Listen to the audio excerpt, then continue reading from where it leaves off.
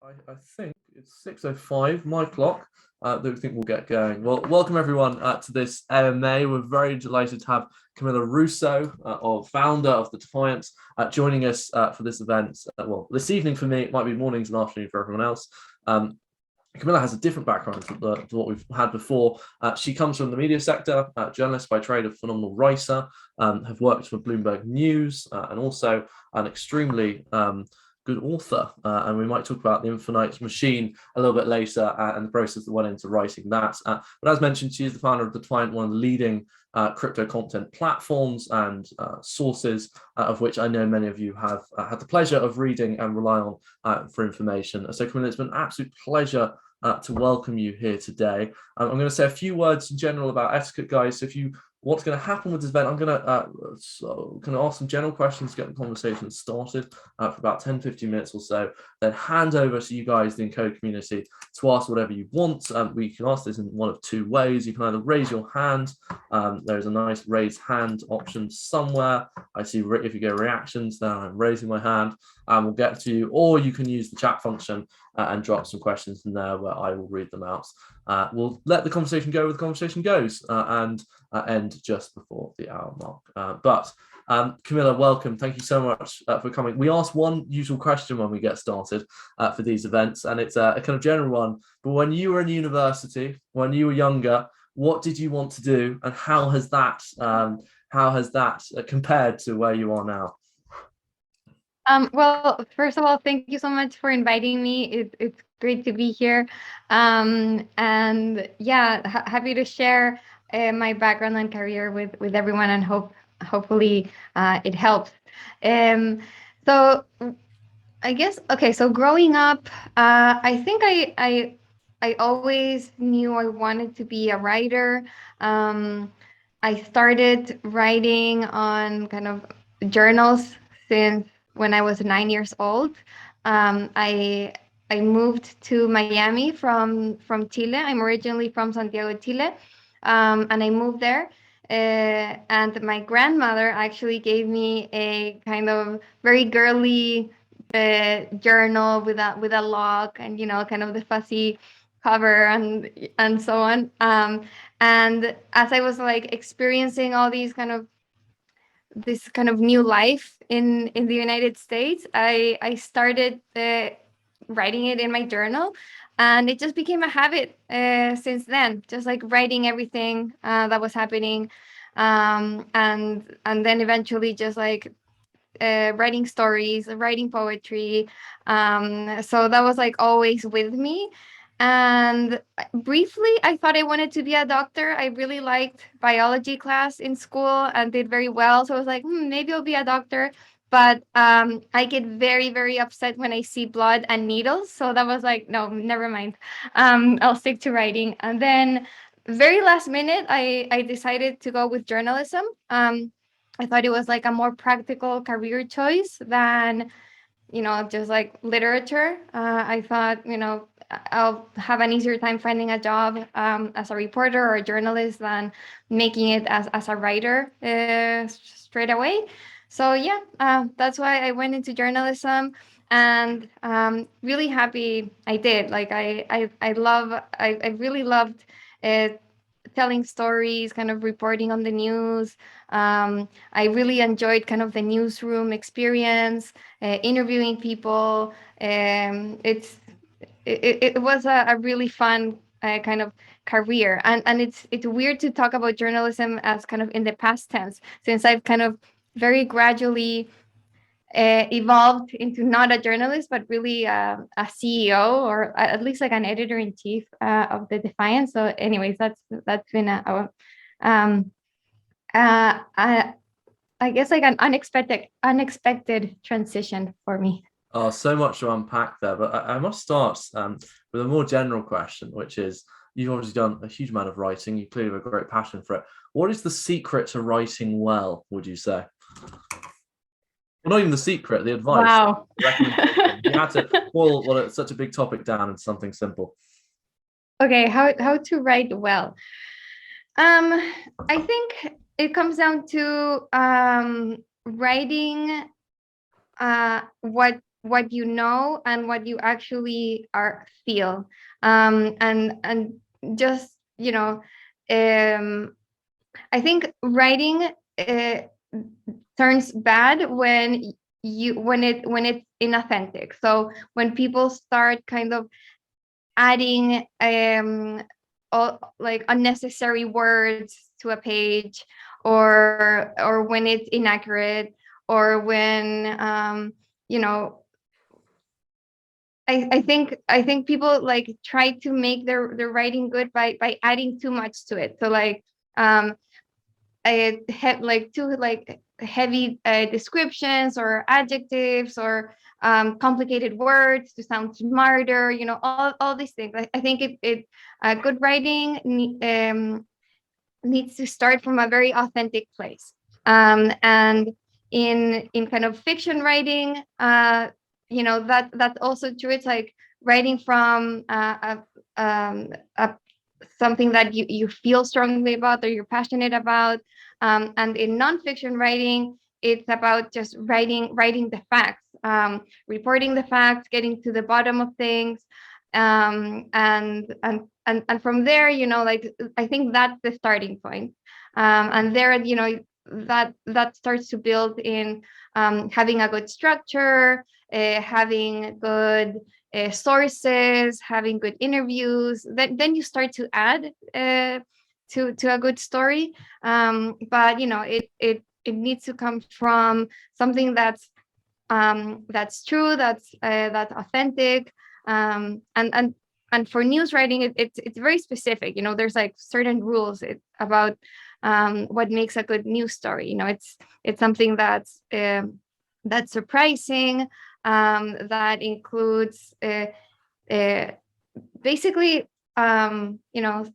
includes something that has a real impact on people. It's like if you're writing about something that has an impact, and that people should care about, I guess.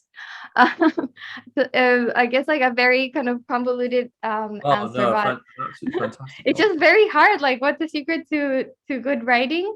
But yeah, I think elements of that. It's like writing what's true, being authentic with your writing, keeping it simple, and like adding from there, like when it's necessary, and writing about what matters to people, like writing about stuff that will have an actual impact on your audience.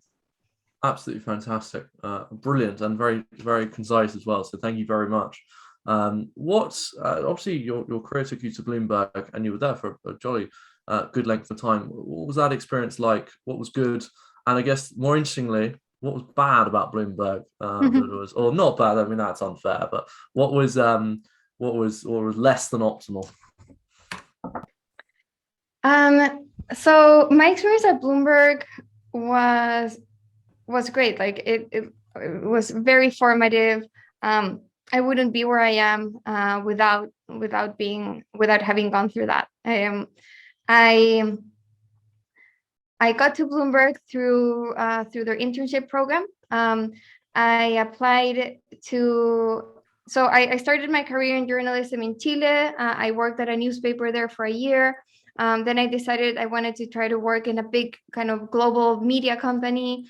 And to do that, I thought that I needed a US degree to get there. So I applied to different journalism schools in the US and got into Northwestern in the Medill School of Journalism, did a master's degree there. And that's where I became interested in financial journalism. Like I said, like I got into journalism because I like writing, but I never had any interest in kind of numbers or anything, or finance or markets or anything like that. But when I was at Northwestern, I thought, I'm paying a lot of money to be here. I should learn about something I don't already know, and something that's challenging. So I took the business journalism class, and was surprised to see that I really enjoyed it. I thought business journalism and like financial journalism is a very objective way of telling a story. Rather than relying on people's opinions, you're relying on numbers and on like facts and the market. And so I thought that was very interesting. And that's why I applied for the internship at Bloomberg News. And I was there for 8 years at Bloomberg. I started in the emerging markets team in New York, and then went to Argentina for 4 years and to Madrid for 2 years, and then came back to New York. I was in different markets teams throughout my career. So I was reporting on, stocks, bonds, foreign currency, and I guess the main thing that I loved about Bloomberg was having access to the Bloomberg Terminal. That was just an incredibly powerful tool as a reporter. Like, it's this box where you get all sorts of data, like all market information, all economic data at your fingertips. And that really kind of changed the way I see reporting. Like, for me, information needs content and news, but it also needs data. And that's something I very strongly believe in, and that I want to build at the Defiant too. So at the Defiant, we're building a data platform that's focused on decentralized finance. So that was very kind of formative, as I said. And then I learned like everything I know basically about finance. I learned at Bloomberg, just like interviewing people for my stories. And I learned about kind of like structuring stories and just like very efficiently telling just like the factual stories are, and like getting the copy out there, because you have to be very quick. And I was writing like, I don't know, 3 to 5 stories a day at some point. So that was all it was very useful. And just like in general, my team, I was like surrounded by very smart people, very kind of good journalists. So I learned a lot.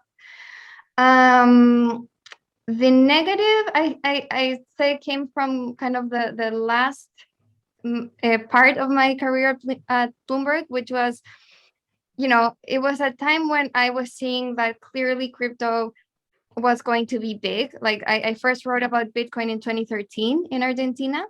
And I was very interested in crypto since then. I kind of saw how important it was to have uncensorable money, as I was earning my own salary in Argentine pesos and seeing the effects of inflation and currency controls. So I was like, wow, like this thing is really important. And then in 2017, I was in New York. I was part of this markets team there, and we were writing about what was interesting in the market. And so I started writing about crypto, and there was huge demand for this content in 2017. So I went up to my managing editor and said, hey, like, I'm writing about this every day. Like, the stories are getting the most read out of the terminal. Like, there's huge interest. This industry will keep growing. I think we should have a crypto team, and I want to be the team leader. And they didn't listen to me, and they were like, no, we're good with, just like, we'll have beat reporters cover crypto when there's relevant news. And because like that's the way Bloomberg used to cover crypto. It's like, so a stocks reporter would go and jump on a story, or like a regulation reporter would go and jump on a crypto story, but there weren't like any kind of dedicated reporters and editors. And so that was a bit frustrating, because like I could see there was a huge opportunity for Bloomberg to seize that and become like an expert and become kind of the most trusted source. So anyways, that kind of like contributed a bit to why I left in 2019. So yeah, but I guess like it's natural, they need to cater to their audience, and I guess their audience wasn't so interested in investing in crypto at the time. Now they are, so now they do have an actual crypto team in place, but like 5 years after I told them they should. So yeah, their loss, that's my really. experience. Absolutely their loss. And let's talk about the Defiant, because I mean the journey's been phenomenal, and as you said yourself, you are a founder more than a writer these days, and Yeah. notwithstanding Infinite Machine. Talk to us about the process of founding the Defiant. It sounds like, as you would expect, a crazy amount of work went in, and talk to us about that journey. Yeah, it's been such a wild ride. I'm so proud of what we've built. But yeah, I mean, the Defiant came as an idea like right after leaving Bloomberg. I left with the goal of becoming an independent writer, like a freelance journalist covering tech and crypto and fintech and so on. And I would like finish my book and then just like become a freelancer. As I was researching for the Infinite Machine, I was very immersed in the Ethereum community. So I was going to, hackathons and conferences, and I saw DeFi emerge. And I was like so surprised that nobody was really paying attention to the space. Like, to me, it was very clear something real was being built. There was this parallel financial system being created from the ground up. And it was kind of all the promises of crypto coming to life. And not even crypto media was covering DeFi in 2019. So I thought, I'll start the first DeFi focused newsletter. And I turned in the first draft of my book of the Infinite Machine in June of 2019. And 1 week later, I published the first issue of the Defiant. It went out to like 10 people in the mailing list. And then it just like very quickly grew from there. And so I realized that this was something that I could do full time, that it was a potential business. And I decided to just like go all in on the Defiant. Like I realized people thought the content was valuable, and like my readers were actually willing to pay for the content I was putting out, which is super kind of gratifying to see. And so it kind of very organically grew from there. From the newsletter, I started a podcast, which came very naturally after just like starting to do weekly interviews for the newsletter. I was recording those interviews, so I thought I might as well start a podcast. Then I partnered with Robin, who was doing content for the Harmony blockchain. And he said, hey, like, can we sponsor YouTube videos? So I'll make videos and Harmony would sponsor them. And so we started that partnership. And then Robin came on the Defiant full time, and he like started leading our YouTube channel. And then I had contributors writing for the newsletter, so that there was like just too much content to fit on the newsletter itself. So in October of 2020, we launched our website, and that became kind of the primary place where we started publishing content, not just from myself, but like from all the different Defiant contributors. And then it really started to look like a media company, not just the newsletter, but it was like news articles and podcasts and video.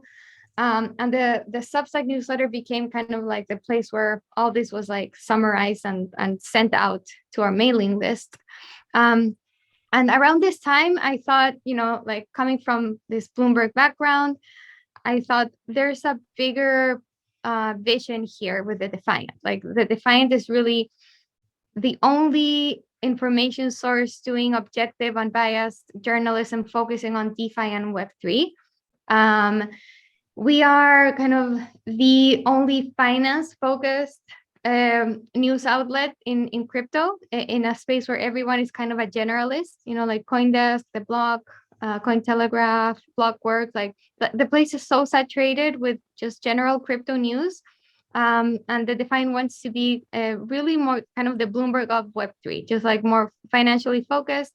And so, of course, as I mentioned, to me, it's clear that kind of reporting and information needs a data platform. So that's what we're building. And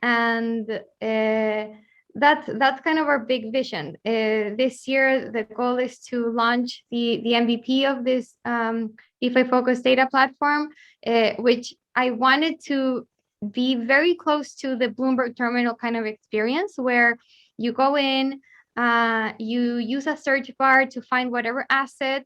It comes up in a chart. You can analyze it with any metric. You can compare it like with other assets.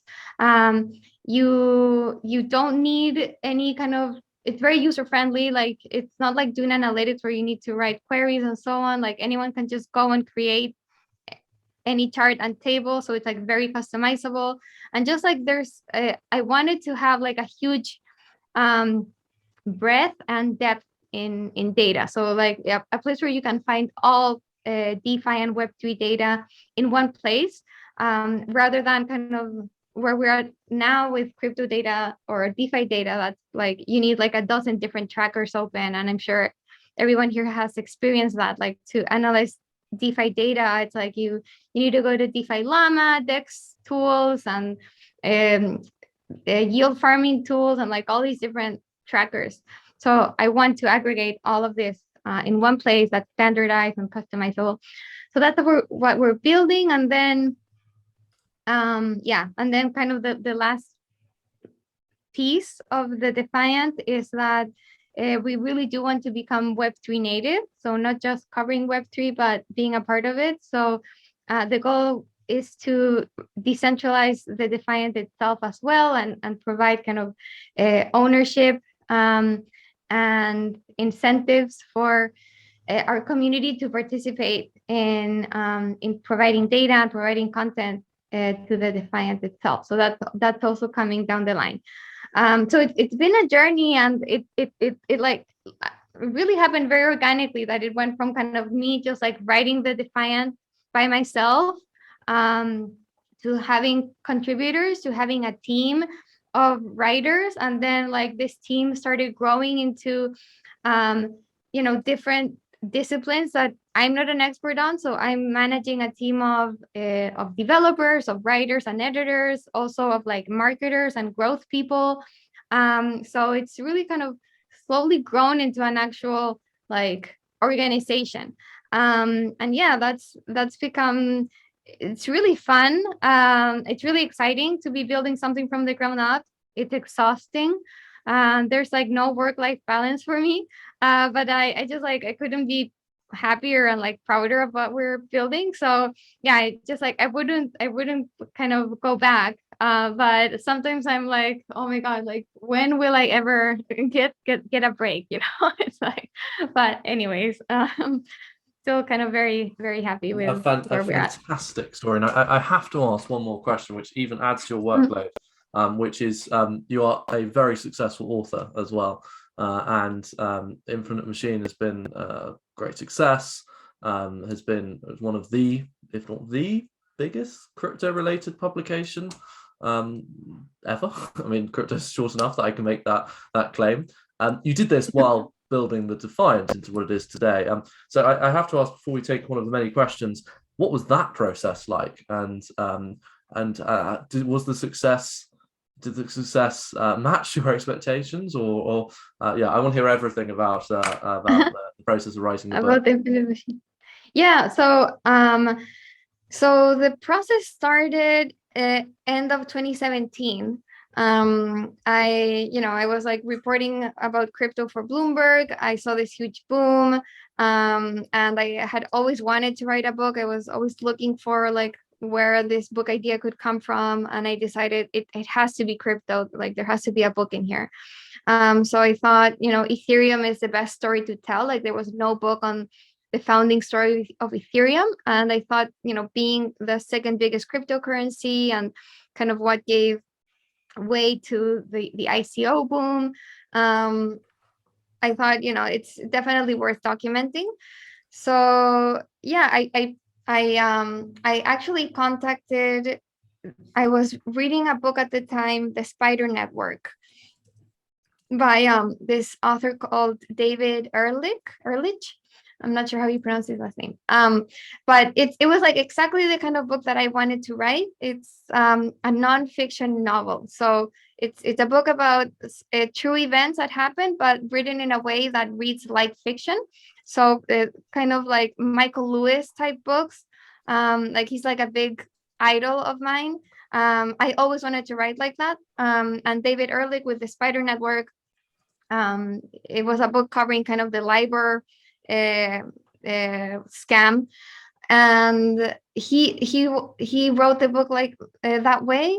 And I saw that he was a reporter, I think, of the New York Times at the time, and he was in New York am I. So I reached out and just like to get his, like, I don't know, his advice, and he introduced me to his agent. And so I emailed the agent and was like, just like very like broad, saying, hey, like I want to write a story, a book about Ethereum. And the agent was like, I'm in. And I was like very lucky. Like I heard from others that it's really tough to find an agent who will want to represent you. So that was great. And then I had to write like a book proposal that's pretty much like a business plan. It's like, why am I the right person to write this book? Like, why is this the right moment to write it? Competitive landscape, what similar books have been written? Like, what have they been successful? Like this whole thing. And it had to include like an outline of the book, a summary of each chapter, like, and then that was sent over to different publishers, and HarperCollins made a bid to write, to kind of buy the rights to this book, and so I was very happy to be publishing alongside this kind of big, well-known publisher, because like my main goal with the Infinite Machine was reaching a wide audience, and writing this book in a way that anyone could pick it up without even ever hearing about crypto or blockchain. Like I just wanted it to be very kind of like a fun book to read. And so I wanted someone who could like give me that sort of distribution. And then I signed with HarperCollins early 2019 and early 2018. And then spent all of 2018 writing the book while at Bloomberg. Bloomberg gave me 6 months of leave. Like I had 3 months, then I had, and then I had 3 more months of leave. Yeah, and that was a like very tough time because I was like kind of like checked out from Bloomberg, and like all I wanted to do was like write my book. So when my second leave was coming to an end, I decided that I had to leave Bloomberg, and so I left, and then I spent kind of the like 6 months just like finishing that first draft, and that whole kind of writing the book itself and like doing the interviews. I spent like the first 6 months just like doing interviews and nothing else. I did over 100 interviews. I interviewed all the 8 co-founders of Ethereum. I like I said, like I traveled to like all the Ethereum conferences and meetups just to see the community firsthand. It was so fun, and then like writing itself was really exciting too. Like I had this big kind of board of like all the chapters laid out, and that was super interesting. The part that wasn't so fun was like the editing. So like sending out the first draft and then the editor coming back with like questions and remarks, and then the legal edit, like the lawyers looking at my book and being like, where did you find this? Like, are you sure? Like, can you back this up? Like, are we gonna get sued? And and all this. So I guess like the last kind of 5 months of book writing were the least fun. It was like all about kind of reviewing and editing and all of that. And then like launching the book was incredible. Like the week leading up to the publishing date, which was July 14th, 2020. I it was very hard to sleep. it was a ball of nerves. I didn't know like how it would be received. I thought like, is everyone gonna hate me? What if like I did something wrong, or there's like a mistake? And you know how crypto Twitter is. So it's like, is like a mob of trolls gonna come after me? It was very, very nerve-wracking. But in the end, it was amazing. Like the book was published, and suddenly like everyone was tweeting at me like pictures of the book and how much they loved it, and it was just like a lot of love coming from the community. It was very nice to see. And since then, it's been amazing. Like the feedback, the reviews, it's been really great. I think people have really liked it, like the story, like the angle. I really try to tell kind of a story that, again, like anyone could pick up, that gives kind of a good understanding of what Ethereum is, what blockchain technology is, like where it comes from, and also like its impact, like why it matters. So yeah, I'm really happy. And then what's next is the book is actually being turned into a movie. I've sold the rights to a producer, a studio. So that's exciting, and we'll see the movie in a couple of years. It's a long process to make a movie, but that's in the works, and the movie is being financed by NFTs. So they're in OpenSea. It's the Infinite Machine collection. We sold kind of the first batch of NFTs, and we'll have like the final batch will be sold after we announce our producer partner, which we agreed to produce a movie together with a big Hollywood studio. So I can't announce it yet, but it's that announcement is coming soon, and kind of the sale of the remaining NFTs will come after that. So just a heads up on that. So yeah, that's what's up with Infinite Machine. And it's kind of, I don't know, it's like one of the best things that I've done. Like I'm so happy with that book. It makes me want to write another one, but I'll have to see kind of how to make time with like the Defiant and everything else. Awesome. Absolutely fantastic. Well, let's take some questions from the chat. The first obvious one would be, well, not an obvious one, quite a fun one. What was the craziest story you had the pleasure to report via the Defiant? Oh, wow. There's so many crazy stories in DeFi. I guess like a story I love, and yeah, probably like one of the craziest so far in the space is the whole Uniswap SushiSwap saga. That was fascinating. The whole kind of vampire attack of Uniswap, and then the what followed after with Nomi Chef leaving SushiSwap, like that whole story. I think it's very hard to match. And I remember it was also like one of the first Defiant posts that went a little bit viral. Like it was shared on like Hacker Noons and like other kind of like tech blogs.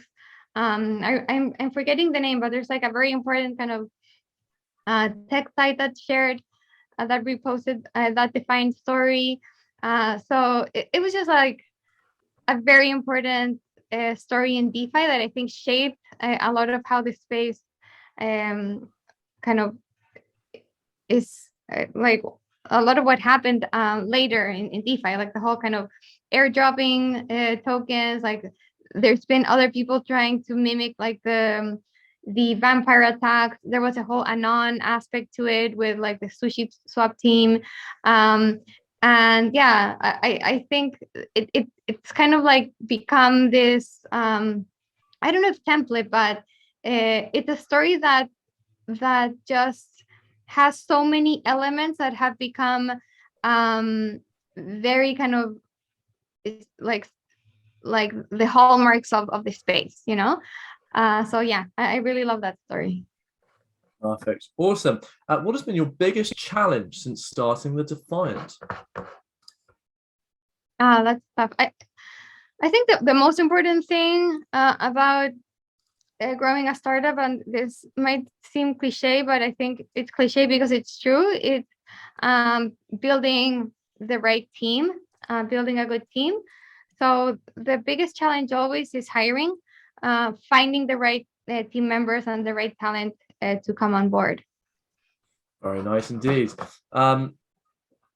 Next one. Do you know, it's quite funny. A lot of people ask about, we're asking in chat, what is the equivalent of Bloomberg Terminal for crypto? Well, that is the Defiant. Maybe we can talk about the development process there. That's Bloomberg Terminal is obviously one of the hallmarks of the financial industry, and replicating that crypto is a pretty big task. Can you talk to me about that process that you guys are going through at the moment, the complexity, and maybe some hints about what it's going to look like when it's eventually released? Yeah. It is a huge undertaking, and we are hiring to do that. So how it's being built? We are sourcing all of the data ourselves. So that was like an important decision that we made early on, because we started at first like using APIs, but then we saw how unreliable that was. Many of the APIs were, and so what we're trying to build is this very trustworthy, rock solid data platform for investors and traders. And so it needs to be super kind of airtight and solid from the ground up. And so for that, we need to own the data that we're providing and source it ourselves. So we are accessing blockchain nodes through QuickNode and other providers. We access full nodes because we are, one of the other aspects of the Defiant terminal is that we want to always provide historical data. I think that's always something that you see in DeFi trackers. You get like a table with the latest number, but you never get like the historical information. So that's something that we want to provide. So we are accessing full blockchain nodes, and our data analysts are sourcing data from smart contracts, writing scripts to source that data. Then we're storing that and transforming that, and calling that data to be presented in our front end is basically how it works.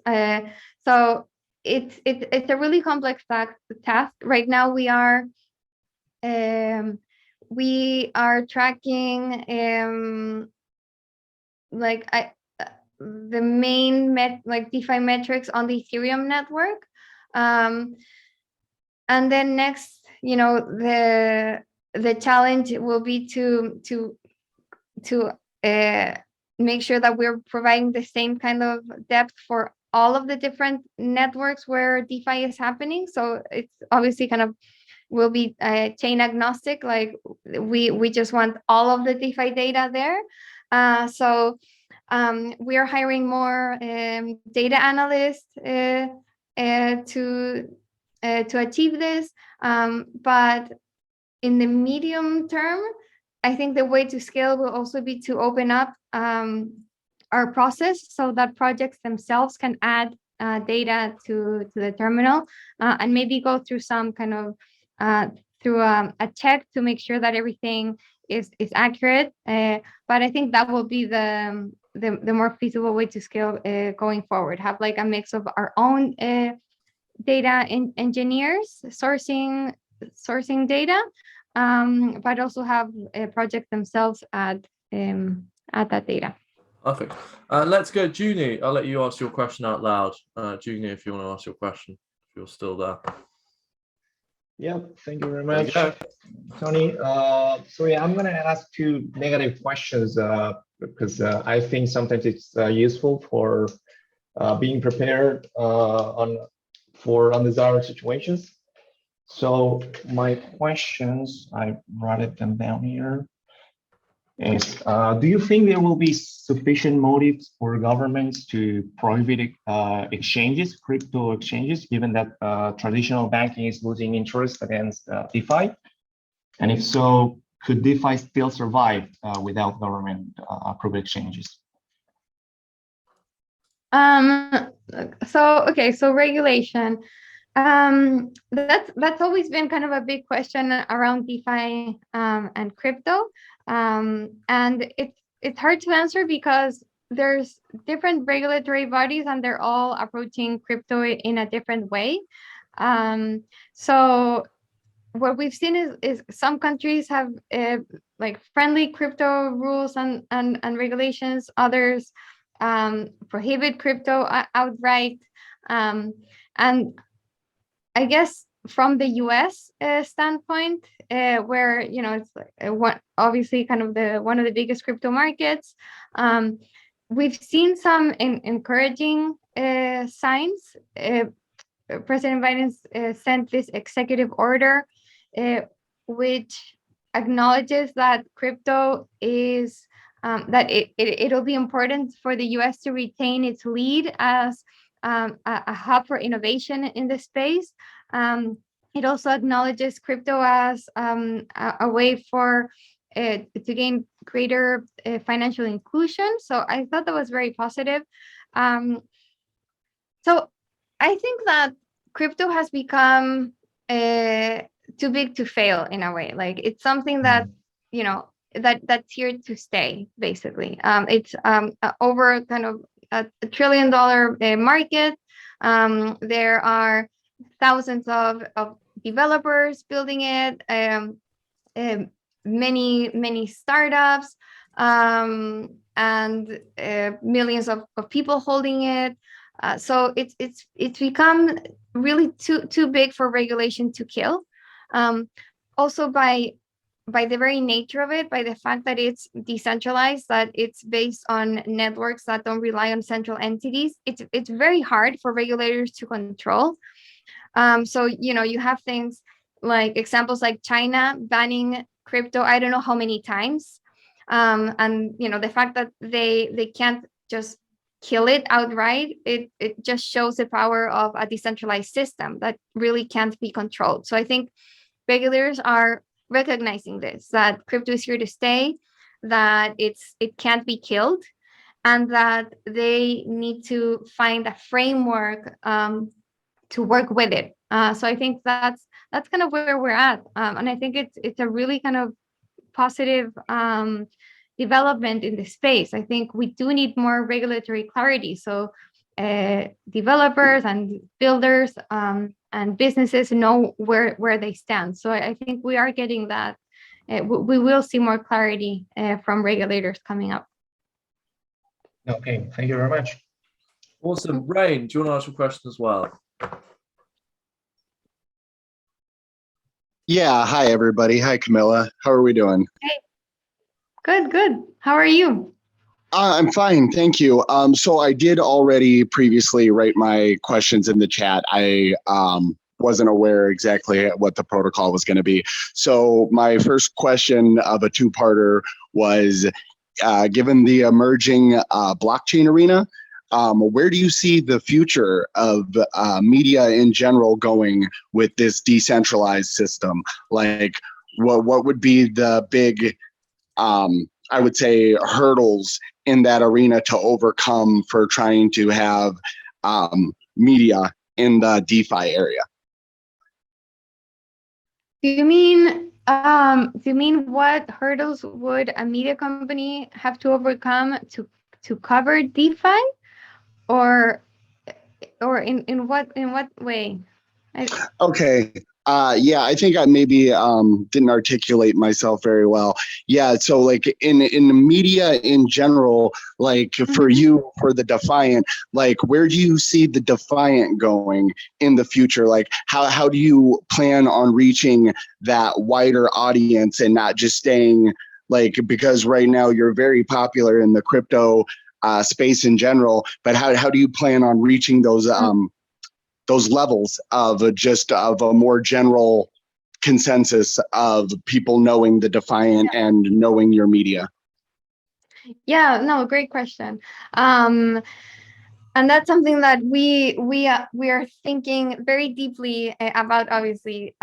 So our strategy for this year will be to make sure that we are building a bridge between kind of the crypto and DeFi native and a broader audience.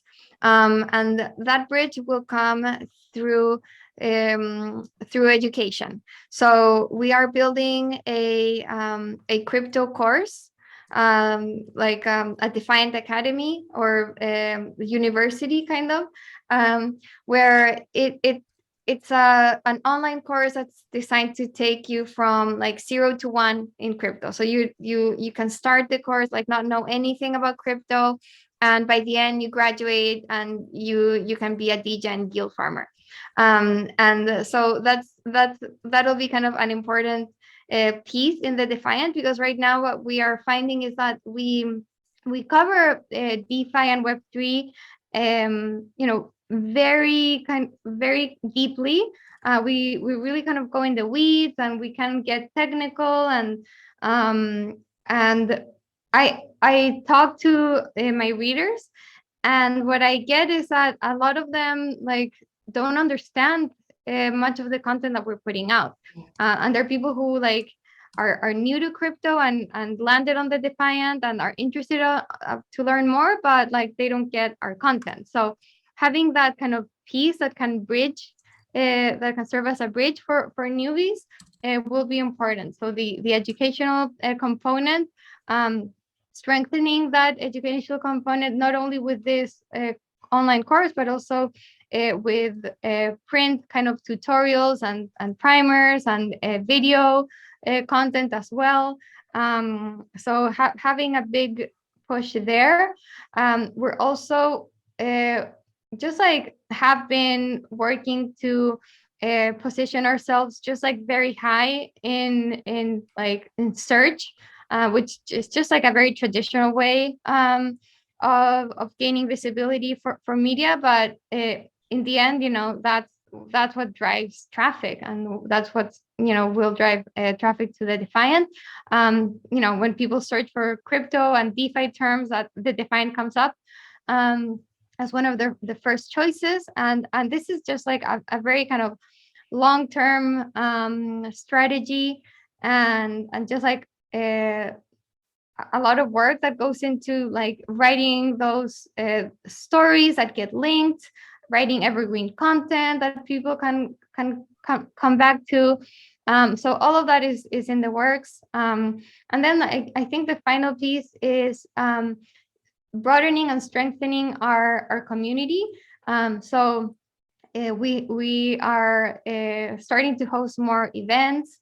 We'll have our first kind of big conference that will help kind of bring people in. We have our co-working space in Dumbo. If any of you is here, you can really like stop by whenever. So it's something that is built over time, but at the core, I believe providing unrivaled like content, like very high quality content, accurate content, unbiased, no shill content on DeFi and Web3. That's kind of our core, and I believe that will be kind of the foundation for all of these things to get built and to continue driving more and more people into this space.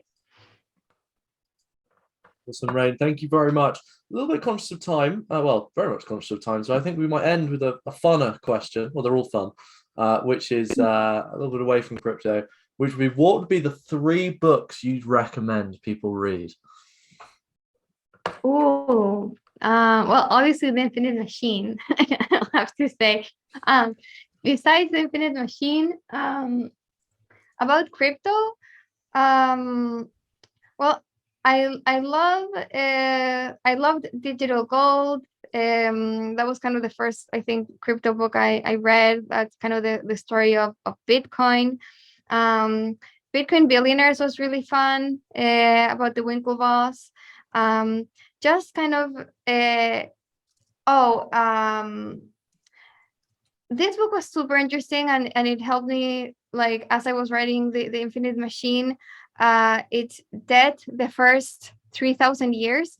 And it just, like, it tells you kind of the story of money and how credit is built. Just like a nonfiction book, super interesting one.